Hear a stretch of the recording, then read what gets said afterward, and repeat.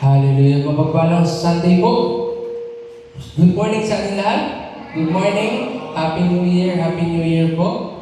And praise God kasi nakapunta pong bawat isa kahit magulan. Talagang bagong taon, sinubok na naman ang lahat sa ulan. Late pa rin sa bagong taon. Praise God sa mga late. Yan ba New Year's resolution? Ingay daw. Sige po. Hallelujah. Sige po. Buksan natin yung Bible natin sa 2 Corinthians chapter 10, verse 17 to 18. Sabi po dito, tulad ng sinasabi sa kasulatan, kung may nais magmalaki, ang ipagmalaki niya ang ginawa ng Panginoon. Hindi ang taong pumupuri sa sarili ang katanggap-tanggap, kundi ang taong pinupuri ang Panginoon. Yeah. Sa ibang version kada to. Sa ibang version po, sabi mo sa 2 Corinthians chapter 10, verse 17 to 18.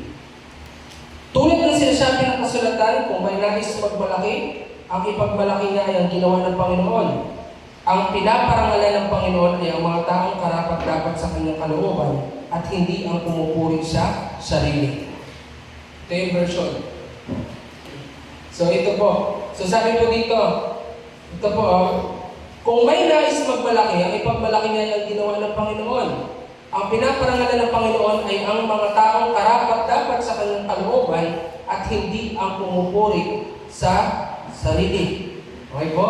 Let's pray. Father in heaven, in Jesus' name, thank you, Lord, for this day, for everything you have done. I pray, Lord, in this topic, continue, Lord, na ikaw ang Diyos na magturo at magsalita.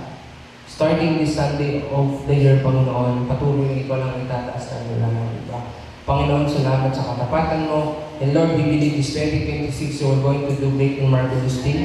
Panginoon, salamat po dahil hindi ka nagbabago at ang pangako mo ay tapat. And we are so excited, Panginoon, sa mga gagawin mo pa.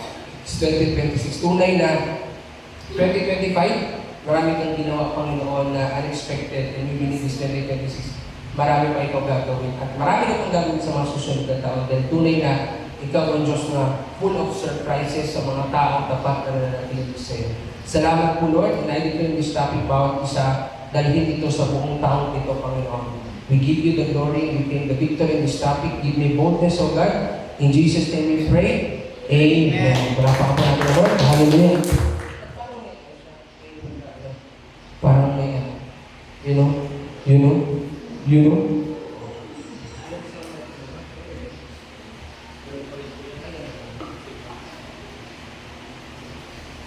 Sound check. Sound, Yeah. Okay. So, ang topic po natin ngayon is boast in the Lord this year. Yeah. Sabihin, ipagmayabang mo ang Panginoon ngayong taon. Amen po ba? Kung meron kang dapat ipagmalaki ang Lord po yun. Amen? Malinaw, kapatid, na sinabi dito sa verse, malinaw po na sinabi dito, kung may nais magmalaki, ang ipagmalaki niya ay ang ginawa ng Panginoon. Hindi, sabi dito, ang pinaparangalan ng Panginoon ay ang mga taong karapat-dapat sa kanyang kalooban at hindi ang pumupuri sa sarili. Malinaw po. So ngayong taon, napaka-importante na wala ka dapat ipagmalaki kundi ang ginawa ng Lord. Amen po ba? Amen po ba? May mga tao kasi na, alam niyo na binuburi nila sarili nila. Pero hindi po. Pwede mong ipagmayabang yung sarili mo sa harapan ng mga tao, pero hindi ikaw ang pinaparangalan ng Panginoon. Amen po ba? Ayaw ng Lord ng gano'n na ako, hindi. Dapat siya. Amen po ba? Ito, ginawa ko, ang buwan mo. Hindi ka, kung wala ka. Amen po ba? Amen. Ako na nagganito. Ayos ka. Privilege yan, bago binibilang. Amen po ba? Amen. Alam mo, ngayong taon, napaka-importante. Alam nyo, ang gusto ng Lord is yung mga taong may pinagmamalaki ka is yung ginawa ng Lord. Amen? Hindi, alam mo, sa pagiging Kristyano, Hindi ka talaga magtatagumpay kung nakikita ng Panginoon na yung puso mo, puro sarili mo inaangat mo. Amen. Amen? Hindi. Pwede sa sarili mo, pakiramdam mo, parang angat na ako, level na. Oo, sa sarili mo yun. Pero pagdating po ng pagharap sa Panginoon, hindi ikaw ipaparangalan niya. Amen po ba? Kaya this year, napaka-importante po na wala ka dapat ipagmayabang.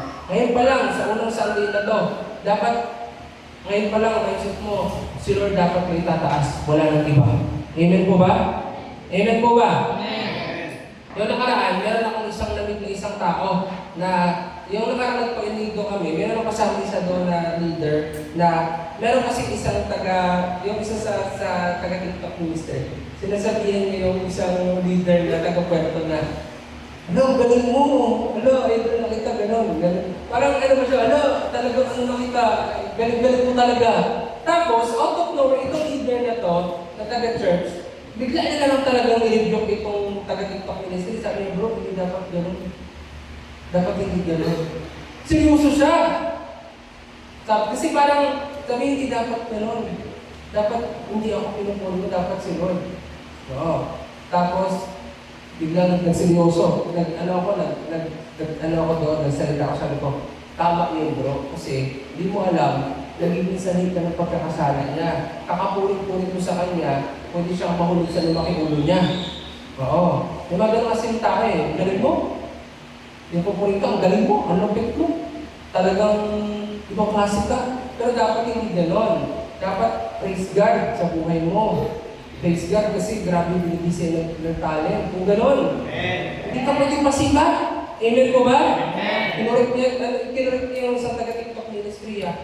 Nagulat na lang talaga ako bigla sinabi na, bigla siya seryoso sa niya, "Alam mo bro, hindi dapat ganon, hindi mo ako dapat pinupuri. Hindi dapat na inaano mo na ang galing ko, sino yung magaling." Yun ang gusto ng Lord. Ikaw, pag sinabi ako magaling ka, laki ng ulo mo. Oh, laki ng ulo mo, laki tayo mo. Oh. Pero totoo, sa harapan ng Lord, wala, bagsak ka. Amen mo ba? Amen. Alam mo, kapag lumalaki ang ulo mo kapag pinupurit ka, nagpapakita na yung hindi sila na tinataas sa buhay mo. Amen. Amen po ba? Kasi ang totoo, ang Kristiyano, kapag pinupuri, lalo pa yung isang parang naliliit sa sarili. Amen po ba? Yung parang, hindi ako yun, si Lord yun. Pero pag ikaw yung tao na, talaga yun, the best. Nako, ingat-ingat ka po kapatid ha. Kaya this year, napaka-importante na dapat na meron kang ipagmalaki ang Lord. Amen? Kapag ang Lord ang pinagmamalaki mo, walang rason para magbilang ka. Amen? Walang rason para ipagkalat mo yung mga ginagawa mo. Amen? Kasi unang-una, kung bakit ka ginagamit ng Lord, kung bakit ka nandito, si Lord pa rin ang rason niya. Amen po ba? Wala ka dito kung wala ang Lord. Kaya huwag mong ipagmalaki yung ginagawa mo. Kaya ka naman alisin. Amen po ba? Amen po ba? Bakit ito yung topic natin? Kasi sa panahon ngayon, maraming mga tao na hindi na si Lord ang kapagmamalaki nila. Sila na. Amen? Puro sila na. Minsan kala nila si Lord pa, pero totoo sila na. Minsan, yes, Christian, sabi natin for example, sabi ng Lord, pwede Christian content creator ka, pwede akala mo si Lord pa, pero totoo pinagmamalaki mo na yung sarili mo. Pwede yun ha, yung tipong, kala mo si Lord pa tinataas mo, pero totoo binibigyan mo na yung sarili mo doon. Gusto mo ikaw na yung sentro, gusto mo ma-amaze na yung mga tao sa buhay mo dahil ipapagamit ka sa Lord. Hindi ganon. Amen po ba? Yan yung sabi ng Lord na, minsan kala mo si Lord pa, pero totoo, yung mga tao, ikaw na, hindi na si Lord. Amen po ba? Amen. Amen po ba? Kaya dito sa topic natin, pag-usapan natin kung paano po ba magpamalaki ang Panginoon this year. So number one, don't praise yourself this year. Huwag mong pupurihin ang sarili mo. Kapag hindi mo pinupuri yung sarili mo, doon mo lang napagpamalaki ang Panginoon. Huwag mong purihin ang galing-galing mo. Sabi dito, 7 Corinthians 10:18. Sabi dito, hindi ang taong pumupuri sarili ang katanggap-tanggap, kundi ang taong pinupuri ng Panginoon. Amen? Hindi ka katanggap-tanggap kung pinupuri mo ang sarili mo. Ang katanggap-tanggap sa harapan ng Lord is yung mga taong pinupuri ng Panginoon. Amen? May mga tao kasi magaling sila magpuri sa sarili nila, pero alam niyo, if gusto mong ipagmalaki ang Panginoon, hayaan mo ang Lord ang magpuri sa iyo. Amen po ba? Hayaan mo na may mga taong gamitin ng Lord na purihin ka. Yung tipong, I praise God dahil sa buhay mo. Hindi yung pinupuri mo sa sarili mo. Hindi ganon. Amen? Amen mo ba? Huwag kang mamuhay sa papuri ng tao. Dapat mamuhay ka sa papuri ng Diyos. Amen? Kasi, kapag alam mo ito ka, ang mga taong pinupuri ang sarili o gustong humanap ng papuri din ng tao, ito rin yung mga taong counting bagay lang, bagsak na sila. Ito yung mga taong mabilis maapektuhan sa tao. Amen po ba? Napaka-importante pa. Don't praise yourself. Ano sabi ng Lord? 1 Corinthians 10:12, mag-ingat ang sino mang nag-aakalang siya'y nakatayo, baka siya ay mabuhay. Yan. Yung mga tao kasi bilib sa sarili, pwedeng nakatayo ka, pero sa harapan ng Lord, bagsak ka na. Amen po ba? Kaya mag-ingat ka. At nakalagay po sa Bible na dapat hindi ikaw pumupunin sa sarili mo. Dapat iba. Sabi dito, Kawikaan 27:2, hayaan mo ang iba ang sayo'y pumuri. Ang sariling bangko, huwag mong buhatin. Yeah. Amen? Amen ba? Hayaan mo iba'y magpuri sa'yo. Hindi yung ikaw pinupuri mo sarili mo. Amen? Huwag ka rin magsabi na palakpakan mo ako. Ayos ka. Palakpakan niyo ako. Hindi. Amen mo ba? Malinaw mo, hayaan mo ang iba ang kayo'y magpuri. Ang sariling bangko, huwag mong buhatin. Amen? Ang iba, hindi nga nagbuhat ng sariling bangko. Literal din. Ibig sabihin nito, huwag mong buhatin yung sarili mo. Amen po ba? Amen. May mga tao kasi talaga na tinataas yung sarili. Ang galing ko. Ay, President, sa ginawa sa buhay ko. Hindi ganun. Amen? Hindi po dapat. Amen? Nagpapakita lang ng kayabangan. Amen po ba? You are promoting yourself, but you are not promoting God. Amen? Even Christ Himself, hindi po lang Panginoon binuhat yung sarili niya. Hindi sila nagsabi na ako ang Diyos. Hindi. Hindi. Napaka-humble siya. This year, isa sa goal mo, dapat hindi ka magpuri sa sarili mo iba. Amen po ba? Dapat kung may magpuri, iba. Amen? Hindi ikaw. Amen? At siyempre, napaka-importante rin na this year, huwag ka rin maghingi ng papuri ng tao. Sa Lord pa rin dapat. Amen? Huwag na huwag mong buhatin. Alam mo kung bakit ito tinuturo ng Lord? Kasi kapag mayabang ng isang tao, hindi ka rin pagbubumahin ng Lord. Amen po ba? Amen? Ayaw ng Panginoon ng gano'n. Kaya this year yun, sabi na dito, John chapter 12, verse 75. Ang taong nagpapahalaga sa kanyang buhay ay siyang mawalan nito. Ngunit ang taong hindi nagpapahalaga sa kanyang buhay, sa daigdig na ito, ay siyang magkakaroon ng buhay na walang hanggan. Yung mga taong pupuri sa sarili, sabihin mahal na mahal mo sarili mo. Isa pa, bakit mo pupurihin mo sarili mo kung alam mo hindi ka karapat-dapat sa harapan ng Lord? Amen po ba? Bakit ka naghanap ng papuri ng ibang tao kung alam mo hindi ka karapat-dapat si Lord? Bakit ka naghanap ng gano'n kung alam mo ang rason bakit ka dito si Lord lang naman talaga? Amen po ba? Kung ikaw mismo, naghahanap ka ng papuri sa ibang tao, kung ikaw mismo, pinupuri mo sarili mo, nagpapakita lang talaga yun na sa harapan ng Panginoon, mayabang ka. Amen po ba? Pero pag sinabi mo sa Lord na, pag sinabi mo sa mga tao na, uy, si Lord dapat pag-ibig ako, alam mo, ibig sabihin, alam mo, na grace lang yun ng Lord, bakit ka nandito? Amen? Alam mo, na dahil lang sa Lord, bakit ka nandito? Hindi dahil sa tao. Amen? Kaya dapat, may mga tao kasi ganyan. They claim that they are Christian, pero love na love nila yung, ano ba, yung pinupuro sa sarili nila. This year, dapat si Lord lang purihin mo. Amen? At mapupuri mo lang ang Panginoon kapag hindi mo pinupuri ang sarili mo. Amen? Huwag ganon. Ayaw ng Panginoon ganon. Ayaw ng Lord na pinagmamalaki mo sarili mo. Kapag malaki dapat natin is dahil sa Lord, kaya ka nandyan. Amen? Dahil sa Panginoon, kaya ka nandyan. Hindi dahil sa iyo. Amen? Kaya, napaka-importante po yun. Kasi these last days, marami na po talaga. Mag-a-arise yung mga spirito na gano'n. Uling araw, mag-a-arise yung mga spirito ng mga tao mahal na mahal yung sarili. Makasarili.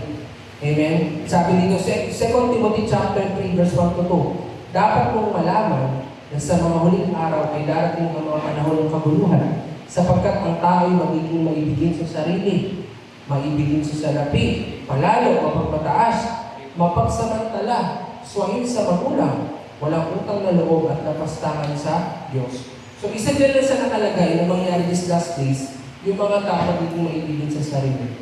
Ngayon, even in social media, marami kang makikita ang mga tao, they are praising themselves. Maraming mga tao na talagang kung hindi mo iskanin, pwede mo tingnan na grabe sila. Pero kung malalim ka, makikita mo na alam mo yung, hindi man indirect, pero, hindi man direct, pero kung susiriin mo, sarili mo gusto mo itaas dito. Minsan yung mga ginagamit ng quotation na this Christmas, this ganito. Pero ang totoo, sa behind the meron talagang meron konti na gusto mo talagang item. Alam mo sa Bible, nung nakatawa si Kristo, hindi siya nagpatotoo sa sarili niya. Iba yung nagpatotoo sa kanya. Alam mo yung nakatawa? Matthew, Mark, Luke, and John. Sila ang nagsulat doon.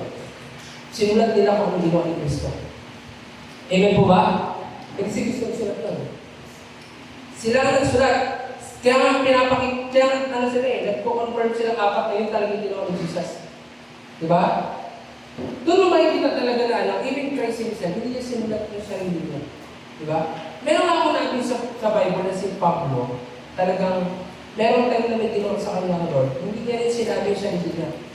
May time na nagtuturo siya, pero meron din time talaga na yung mga himala, yung mga kababalagang ginawa ng Lord talaga sa kanya, talagang makikita mo talaga na si Lord ang tinataas na hindi sarili niya. Amen po ba? Kaya napaka-importante kapatid na this year, maging sensitive ka. Alam mo, i-review ka lang ng Holy Spirit pag nakita niya na sarili mo na tinataas mo. Pag ang tao hindi kita ng Holy Spirit, sarili mo tataas mo. Pero pag feel ka, magiging pwede kang magsalita in a way na hindi sarili mo tinataas mo kung si Lord. Amen po ba? Mararamdaman yan. Mararamdaman mo kapag ang tao mayabang sa hindi. Mayabang mo kapag yung tao nagmamalaki na wala pa namang napagmalaki. Mararamdaman mo yan. May fruit of the Spirit Amen po ba?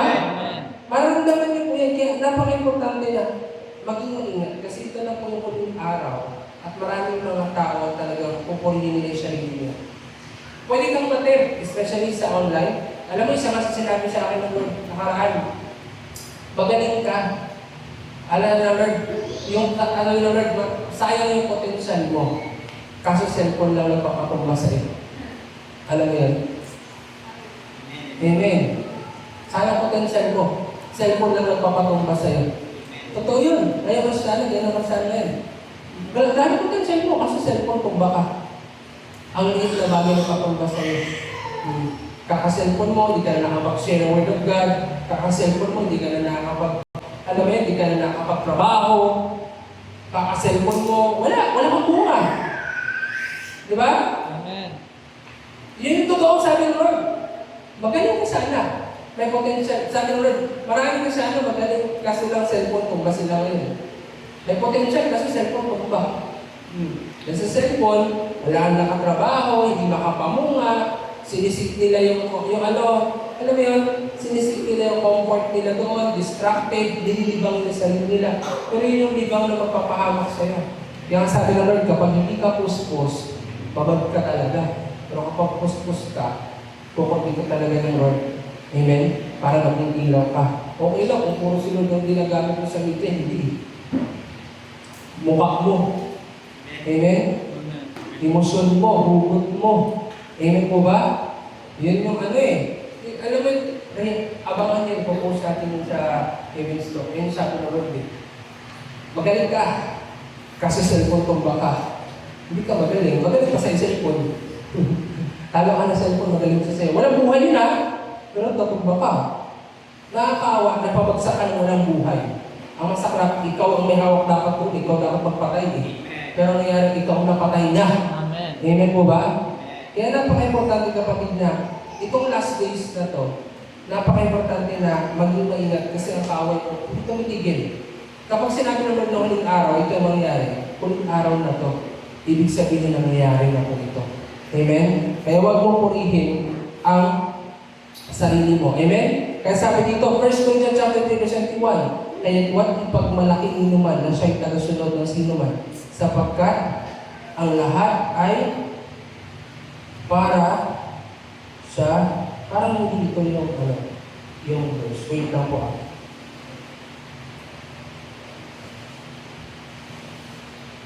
Corinthians 3:31. Yan. So yan, napaka-importante po na huwag natin buhatin ang sariling bangko natin. Ito. First, 2 Corinthians, buksan po natin, 2 Corinthians, chapter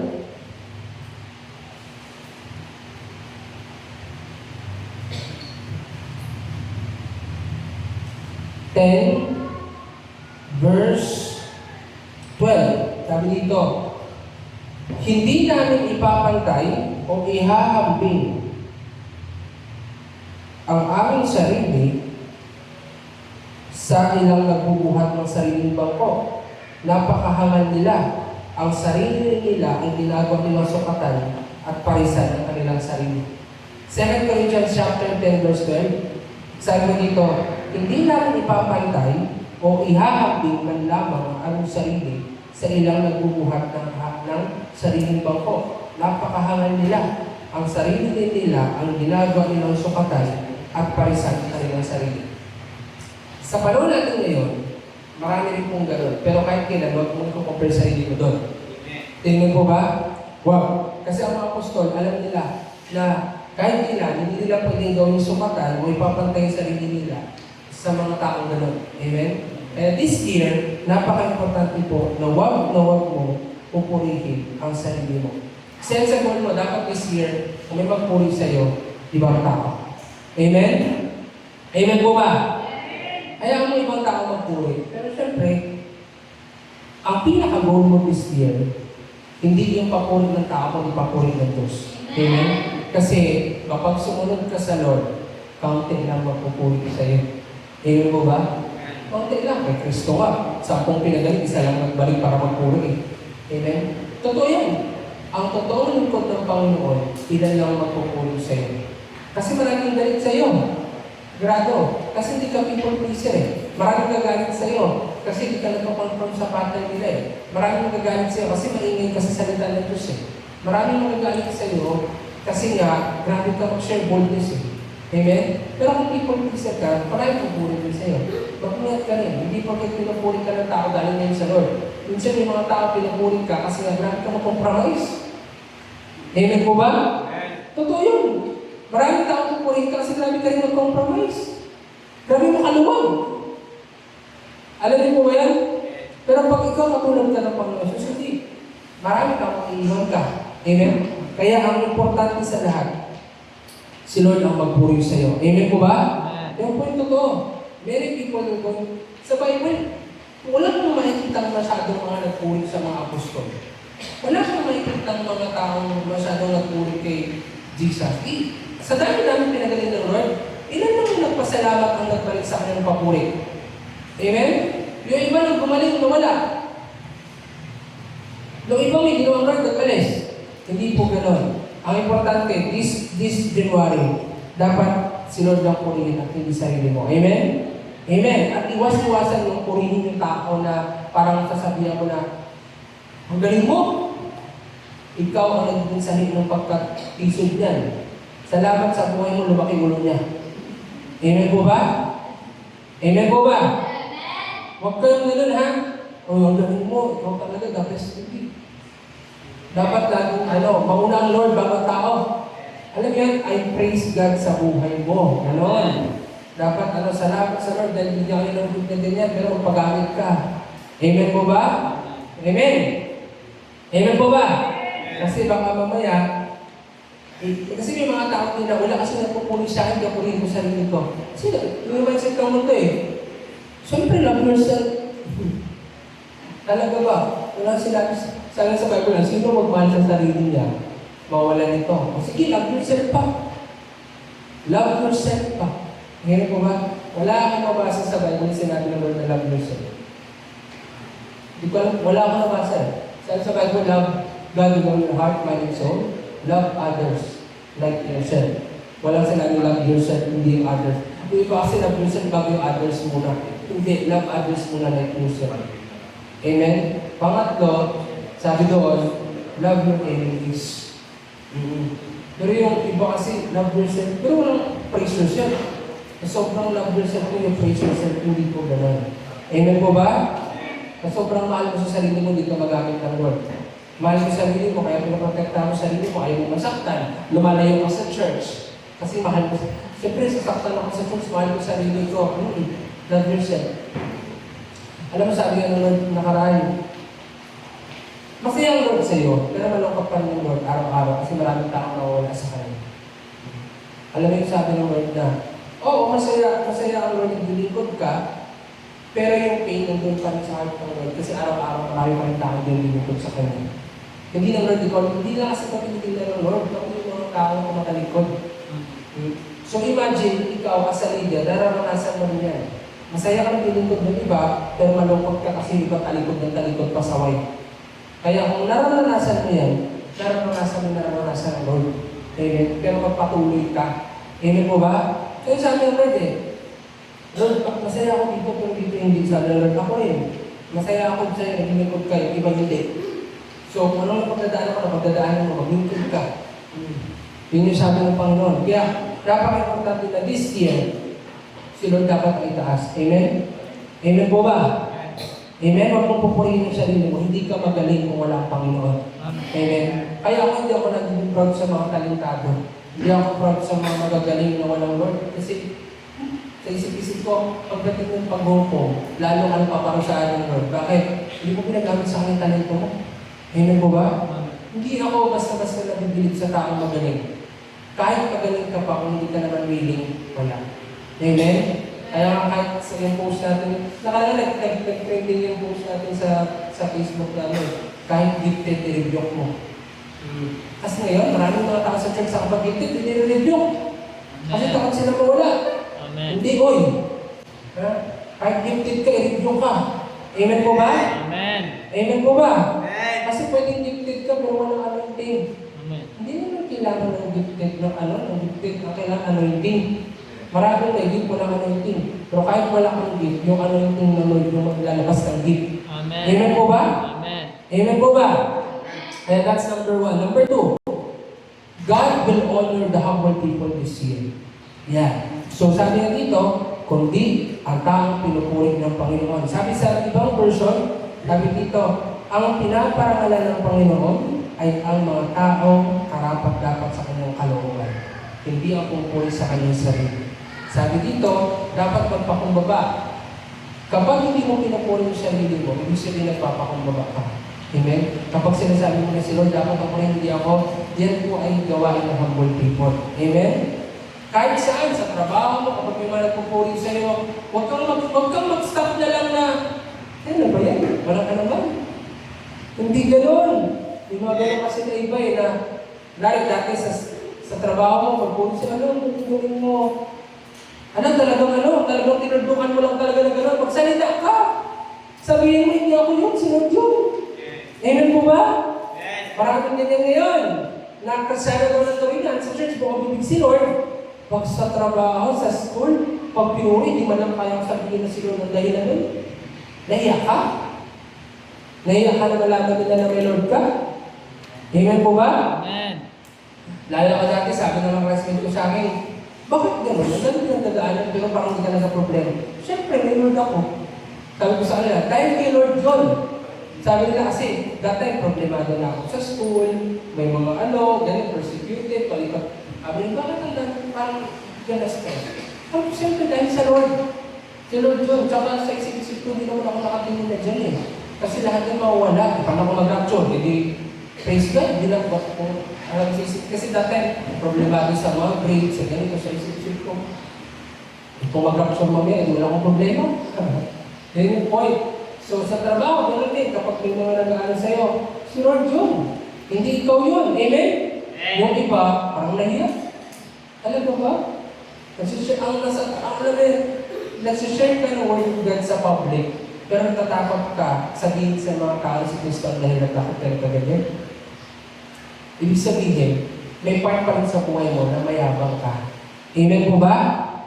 Alam mo, ang totoong humble, saan ka man, si Lord pa rin tinataas mo. Amen?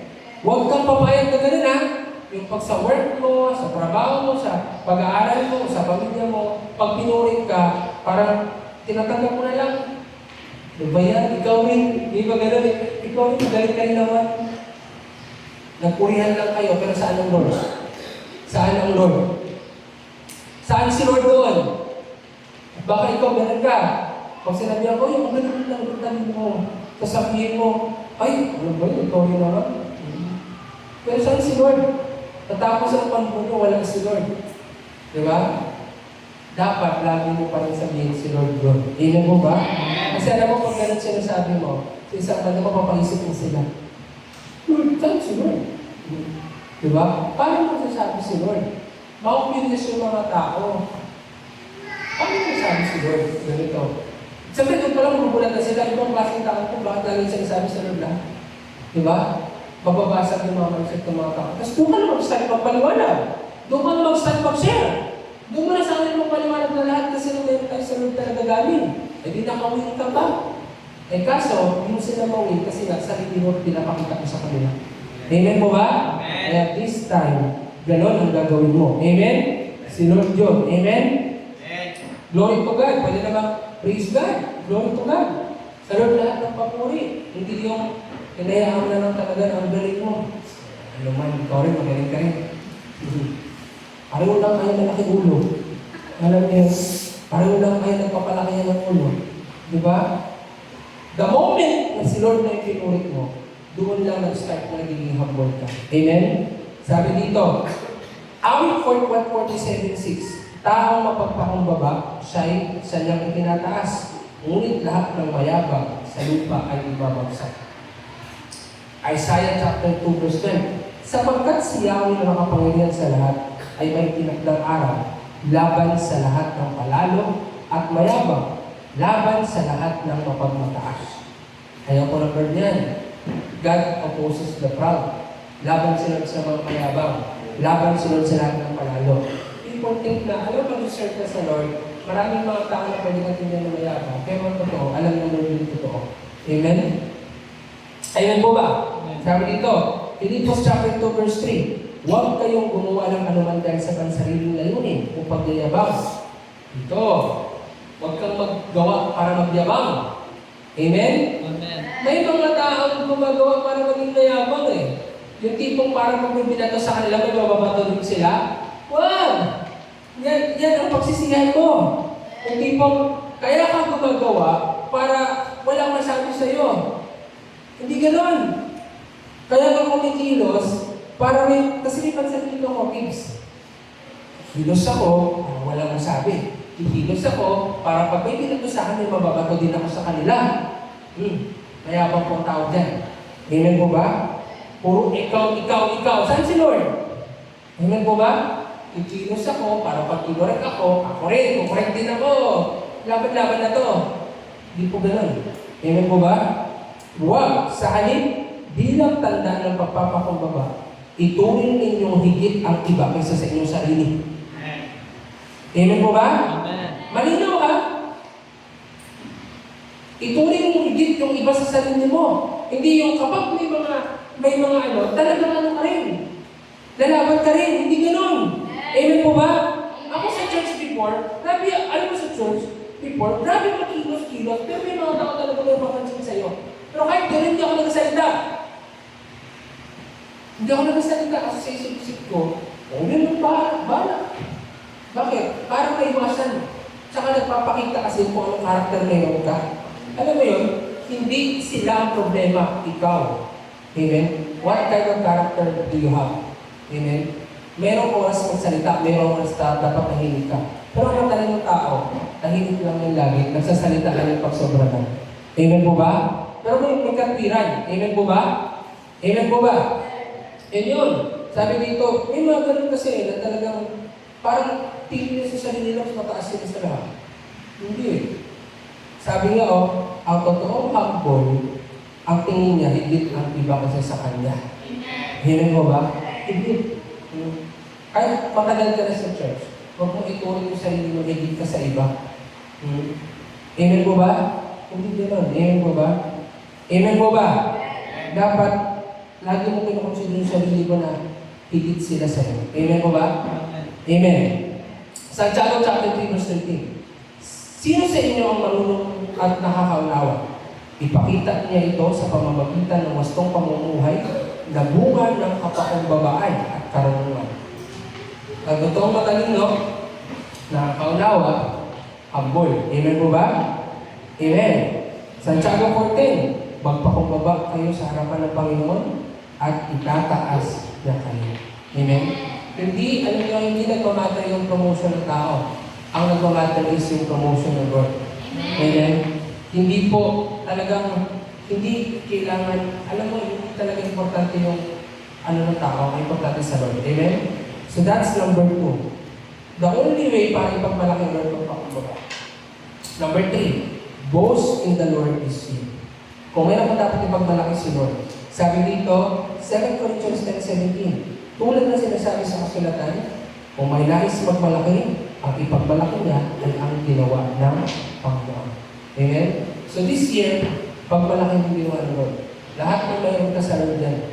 Yung gift mo, yung trabaho mo, yung pera mo, yung talent mo, sa Lord yan lahat.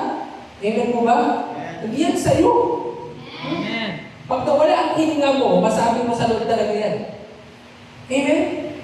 Hindi ka pwede magmalaki sa Lord. Lahat. Sasakyan mo sa Lord yan. Lahat na mayroon ka sa Lord yan. Kaya dapat ipagmalaki mo ang Lord. Amen po ba? Amen. Huwag na huwag ka. Yan yung gusto ng Lord this year. Pati buhay mo. Amen? Sa Lord yan. Amen? Yun talaga yung pinaka-the best yung buhay mo sa Lord yan.